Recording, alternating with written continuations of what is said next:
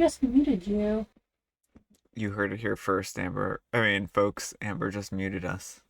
Pokemon Go chat. I muted the Pokemon Go chat. Howdy, folks. I'm Brian, I'm Amber. and here's some Reddit. Our first story is titled, Am I a Jerk for Causing a Mass Quitting?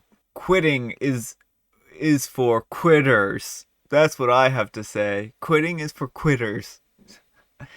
I was done with the company as they cut our pay to, quote, avoid laying anyone off. But then we posted record profits and they didn't increase our salaries or give us the 10% bonus everyone was promised. 20% of the department already quit, but I was hanging on a bit longer, hoping to ride out until next year. Then the boss yelled at the intern for asking to go home early and have time off because her mom just called her to tell her that her cat was dying and that she needed to go straight to the vets. She wanted a few days off, and the boss basically told her that cats were animals and she wasn't allowed to request time off unless it was a human dying.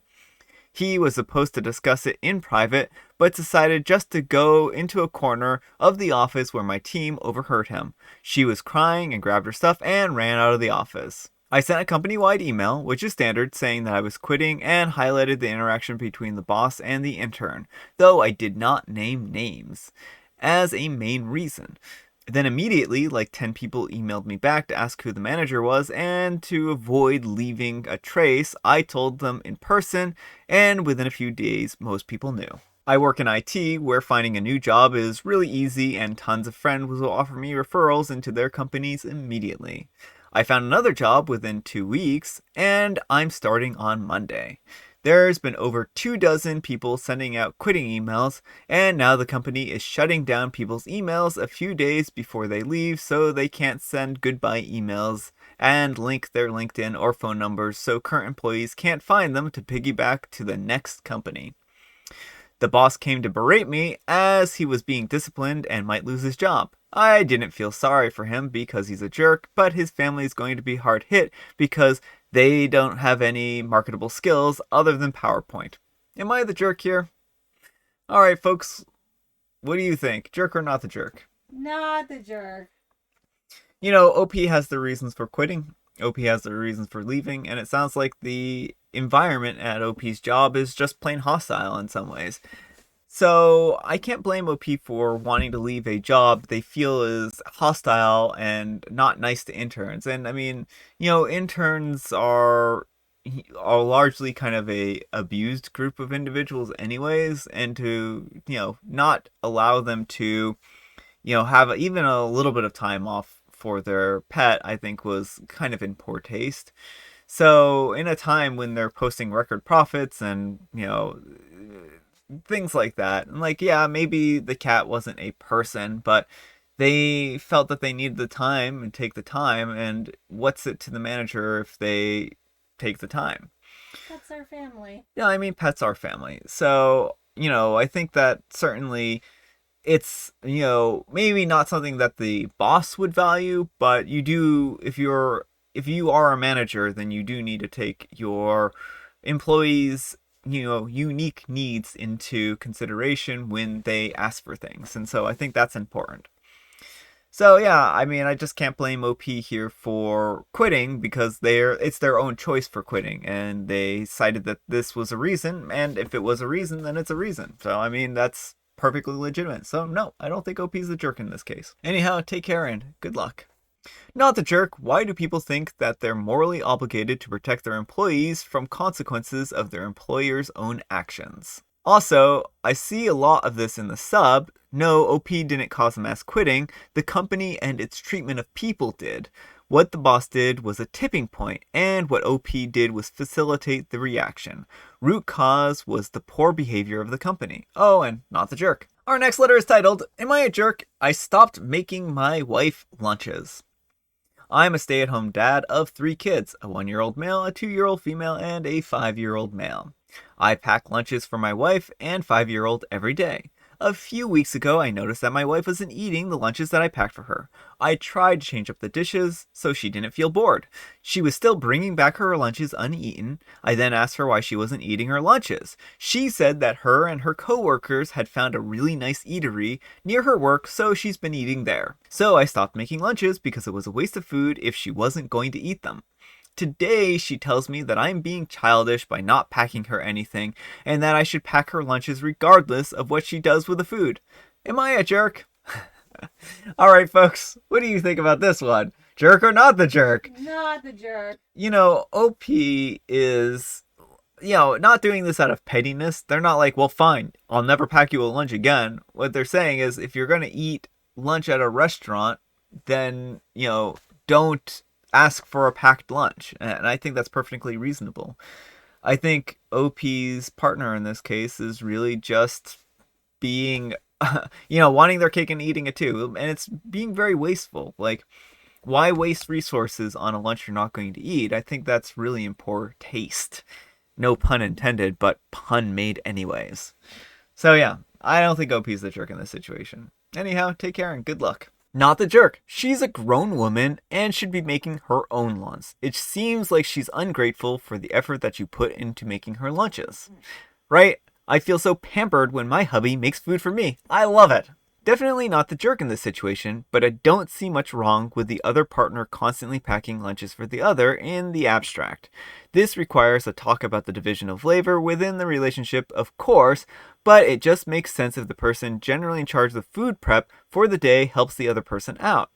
That said, if my wife constantly is not communicating that she's not going to eat what I've prepped, I would be extremely frustrated. Yeah. Our next letter is titled, Am I a jerk for standing on a chair while 7 months pregnant and then blaming my husband when I almost fell? I'm 7 months pregnant and I can't reach the top shelves in our cupboards without standing on a chair. I wanted to make a snack, but I couldn't reach one of the ingredients to make it, and climbing on a chair at this point is both difficult and not something my husband wants me to do. I went to ask my husband if he could get it for me, but he was in an important work call, and he told me to wait 5 minutes. 5 minutes turned into 30 minutes, and by that time, he had to be in a meeting which lasted over an hour. I got impatient and I was hungry, so I decided just to climb on a chair and get it myself. I was just grabbing it when my husband walked in and asked me what I was doing. I didn't hear him approaching, so his voice startled me and I almost fell off the chair. He tried to use it as justification why I shouldn't be on the chair in the first place, but I told him that it was his fault because if he hadn't scared me, I wouldn't have fallen. Or almost fallen. I said it was his fault because he hadn't got it for me when I asked, and he said he was sorry, but he had a meeting. I asked him what the point of being the boss was if he couldn't be 30 seconds late to help his pregnant wife quickly, which in hindsight was a petty thing to say. This really upset him, and he told me not to blame him, and that I shouldn't have used the chair in the first place since we had agreed that I wouldn't. He also told me not to do it again. Am I the jerk? Alright, folks, jerk or not the jerk in this situation? I'm going to go against the grain and say, not the jerk. Why is everything too high for her to reach? So Amber says not the jerk, and why is everything too high for her to reach? And I'm actually kind of in agreement for this. I think that their whole household needs to be kind of rearranged or reorganized if the snacks are so tall or so high up that OP can't reach them. And I think that, the husband said, oh, I'll do this in 5 minutes. And, the thing is, like, he could have excused himself from a meeting for just a couple of minutes to help his wife out. And no one generally cares if you excuse yourself from a meeting for a brief moment. And I mean, that's just, unless, maybe it's different from different workplaces, but I can usually get excused from a meeting. All I have to do is just say, I'll be back in a second while I'm not talking. If I were to leave in the middle of a sentence, that might be different. But, generally you can have some leniency with, moving in and out of meetings. And it's kind of absurd that her husband would tell her that it was going to be 5 minutes when it was, going to be an hour and a half. So I can't blame OP for wanting a snack, especially and not wanting to wait 2 hours for a snack. If she's hungry now. And I think that her husband and her need to work on a way of making sure that she can fend for herself if he can't immediately, respond to a request, or not immediately, but within a reasonable period of time here. So yeah, that's just kind of my philosophy. I think that is a miscommunication. I think that they just need to work on the logistics here, and that's my thoughts. But I'm interested in what you folks have to say. Do you agree with what Reddit has to say here, or do you think that OP wasn't in the wrong? Anyhow, take care and good luck. You're the jerk. Buy a step stool like an adult or rearrange your pantry. I think everyone's the jerk here. If you walk into a room and see a pregnant lady standing on a chair, yelling suddenly is a truly terrible reaction. Yeah. Really, you should not yell suddenly if anyone is balanced on anything and isn't aware that you're there. Yeah, that's my thoughts. She could have fallen off the step stool as easily as a chair if started suddenly. Yeah, I mean, that's a really fair point of view there. Like, don't sneak up behind people and yell at them. Generally not a good idea. Especially your pregnant wife who's balanced precariously on something. Just be like, hey honey, can I help you? Not, what are you doing? Get off that chair! I don't care if you use gravity to do it. No, I mean, I don't think that's what he wanted. Our next letter is titled, Am I a jerk for insisting that my children know the bulk of their gifts are from me and the rest of the family and not Santa? So, I'm a mother of a 6-year-old son and our 4-year-old daughter. This year, I wanted to only give a couple of chief gifts from Santa for each child, and the rest of the gifts would be clearly marked as from me, my husband, and other family/friends. My thought behind this is it's not fair for kids whose families can't get them big presents to hear of other kids getting big things from Santa. This has caused an argument between my husband and me, and other members of the family are taking his side, saying that I'm ruining the magic of Christmas for my children, and they don't mind the kids not knowing the gifts were from them. I'm not against them believing in Santa and having that childhood wonder, but I don't agree with it being more than a few small gifts. But I also don't want to ruin their fun at Christmas. Am I the jerk? Alright folks, what do you think of this one? Jerk or not the jerk? Not the jerk. I'm going to agree. This one is more of a not the jerk situation. I think it is important to have that kind of perspective. Why does Santa need to get every single gift? And I mean, if the kids wonder why they're only getting a couple of gifts from, Santa, then they can just explain that, oh, well, our family does really well and Santa knows that. And so, we don't need to, there's some excuse you can give. They can be like, well, Santa, is just giving a lot more gifts to other kids, or any number of things here. And, I mean, that still kind of adds the complication of like, well, what happens if like disadvantaged family, still only has like a couple of gifts? And I mean, it could just be like, oh, Santa doesn't give a lot of gifts. It's difficult, right? Because no matter what, unless like everyone's on board with a certain philosophy, it makes it difficult around getting the story straight about Santa. And so, wait, Santa's not real? No. No, I mean, it's difficult. I think that this is a good philosophy. I think it's important for kids to know that the gifts come from other sources. And I think it's going to help kids to kind of understand that eventually that this is just kind of a game, and that Santa Claus is a game that people play in order to have a Christmas spirit, so to speak. And I don't think that that's a hard lesson for kids to take. But that's just kind of my thoughts.